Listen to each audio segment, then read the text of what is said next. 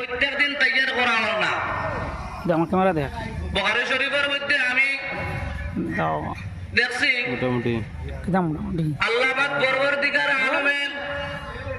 প্রত্যেক দিন এক গরু মালাইকা হলরে ফরমাইবা, ও আমার মালাইকা হল যাও সেন জমিনের মধ্যে আমার কোন জায়গার মধ্যে জিকির চলের ফিকির চলের, কোন জায়গার মধ্যে আমার ইবাদত চলের, তুমি দান টুকাইয়া গেবা করো। ও সময় মালাইকা হলে খুশি করিয়া বাইর হইবা, বাইর হওয়ার পরে সমস্ত যেই সময় পৃথিবী ঘুরিবা, ঘুরার পরে